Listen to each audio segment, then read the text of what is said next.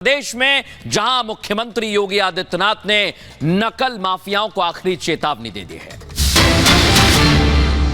और मुख्यमंत्री योगी आदित्यनाथ ने उत्तर प्रदेश में पेपर लीक पर सख्त लहजे में कहा है, नकल माफिया सावधान रहें। योगी ने कह दिया है, नकल माफिया कहीं के नहीं रहेंगे, माफिया ना घर के रहेंगे ना घाट के। जिसने खेल किया उसे छोड़ेंगे नहीं और ऐसी कार्रवाई करेंगे कि नजीर बनेगी। नकल माफिया को लेकर उत्तर प्रदेश में लगातार छात्र आवाज उठा रहे थे। पेपर लीक हो गया था, पेपर लीक के बाद फिर से परीक्षा कराने के आदेश भी दिए हैं और अब नकल माफियाओं को चेतावनी दी है।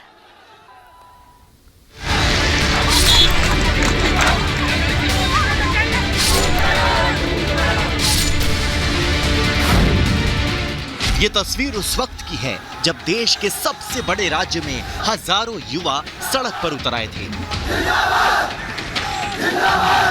लखनऊ से प्रयागराज और मुजफ्फरनगर तक प्रदर्शन कर रहे थे। वजह थी पुलिस भर्ती परीक्षा में पेपर लीक का मामला। छात्रों की चिंता अपने भविष्य को लेकर थी और गुहार योगी सरकार से कार्रवाई की लगा रहे थे। मांग उठी तो सीएम योगी ने कड़ा एक्शन लेना शुरू कर दिया। सीएम योगी ने युवाओं से वादा उनको इंसाफ दिलाने का किया है। पहले दिन से हम लोगों ने तय किया है कि युवाओं के जीवन और उनके भविष्य के साथ जो खिलवाड़ करेगा, हम लोग भी जीरो टॉलरेंस की नीति को अपना करके उन तत्वों से उतनी ही सख्ती और कठोरतम तरीके से निपटने का काम करेंगे जो हमारे युवाओं के भविष्य के साथ खिलवाड़ करने का दुस्साहस करेगा। गड़बड़ी फैलाने वालों पर कड़ी कार्रवाई शुरू हो चुकी है। अफवाह फैलाकर युवाओं को भड़काने वालों पर भी कार्रवाई का प्लान तैयार है। योगी कह रहे हैं, सरकार युवाओं के साथ खड़ी है। क्योंकि हम लोग तकनीक का उपयोग करते हैं तो हम लोगों के समान ही वे तत्व भी तकनीक का उपयोग करने लगते हैं। कभी कभी मैं सोचता हूं कि अगर वे लोग भी अगर सकारात्मक सोच रखते तो संभवतः गलत काम नहीं करते, अच्छी दिशा में आगे बढ़ते, खुशहाल का जीवन व्यतीत करते। लेकिन अब वे न घर के रहेंगे न घाट के रहेंगे। दरअसल 17-18 फरवरी को ही पुलिस भर्ती के परीक्षा में पेपर लीक के आरोप लगे थे।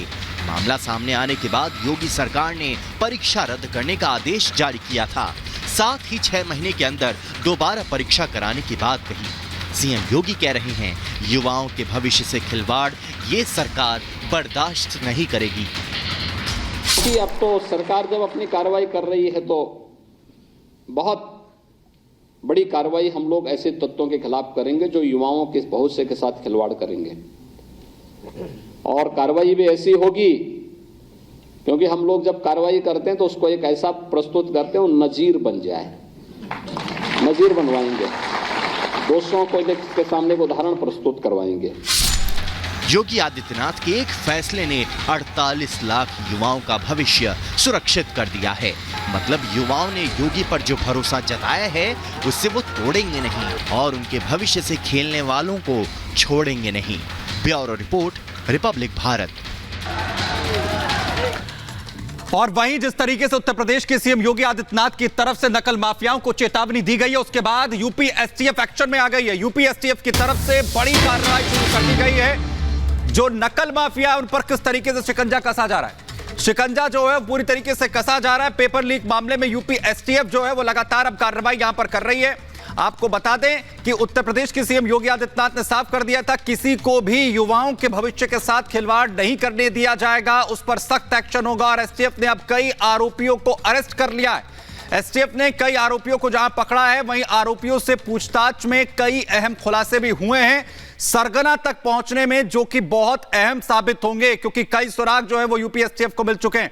तो बड़ी खबर आपको बता दें, उत्तर प्रदेश के सीएम योगी आदित्यनाथ ने नकल माफियाओं को पूरी तरह से मिटाने की जो कसम खाई है उसे लेकर अब यूपी एसटीएफ पूरी तरह से एक्शन में आ चुकी है। कई आरोपियों को पकड़ा गया है जिनसे अहम खुलासे होने की बात कही जा रही है। कई अहम सुराग यूपी एसटीएफ को मिल चुके हैं, जिसके बाद जो सरगना है उस तक पहुंचा जाएगा, उसे बख्शा नहीं जाएगा। इसे लेकर अब एक्शन में इस वक्त उत्तर प्रदेश की जो सरकार है, उत्तर प्रदेश के सीएम हैं, वो लगातार नजर आ रहे हैं और साफ तौर पर यह कह दिया गया है कि निस्तेनाबूद कर दिया जाएगा तमाम नकल माफियाओं को।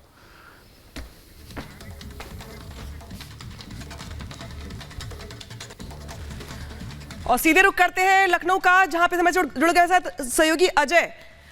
अजय, जिस तरीके से मुख्यमंत्री योगी आदित्यनाथ ने बड़ा बयान दिया है और ये कहा है दरअसल कि जिस तरीके से जो नकल माफिया बचेंगे नहीं, और इसको लेकर के अब दरअसल ये भी कहा जा रहा है कि अब मुख्यमंत्री की इस चेतावनी के बाद से जो धरपकड़ अधिकारियों की ओर से वो भी तेज हो गई है। क्या जानकारी है आपके पास?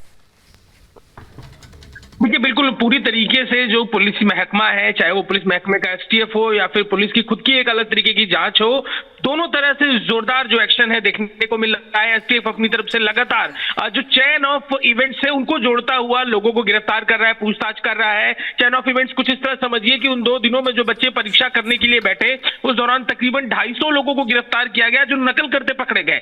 उन 250 लोगों में से कुछ ऐसे लोग भी मिले कि जिनके पास जो पर्चे मिले उनमें जो जवाब लिखे थे वो उनकी क्रोनोलॉजी जो थी बिल्कुल जो क्वेश्चन पेपर है उससे मिल रही थी। तो जिसको देख के पुलिस बिल्कुल हैरान रह गई कि ऐसे कैसे ये फर्रे, ये जो चिट्स है बनाए जा सकते हैं। तो इनको लेकर गिरफ्तारियां की गई हैं, अलग अलग जगहों से लगातार गिरफ्तारी चल रही है। एसटीएफ में एक अलग टीम इसके लिए बनाई गई है जो इस पूरे मामले में चीजों को चेक कर रही है। ये जानने की कोशिश की जा रही है कि क्या जो ये लीक पेपर है उनके सारे डॉट्स कनेक्ट होकर किसी एक कैरेक्टर से तो नहीं मिल रहे हैं। क्या इस मामले में अलग अलग जगहों पर लीकेज है, अलग अलग जो आप इसी के साथ साथ दरअसल महत्वपूर्ण ये भी हो जाता है कि मुख्यमंत्री के निर्देश के बाद जो कार्रवाइयों का दौर है वो भी आगे बढ़ रहा है और मुख्यमंत्री ने भी चेतावनी दी है कि ऐसे लोग बचेंगे नहीं। अब आगे बढ़ते हैं खबरों में और बात करते हैं प्रधानमंत्री मोदी के समुद्र साधना की। प्रधानमंत्री मोदी ने आज गुजरात को करोड़ों के विकास परियोजनाओं की सौगात दी है।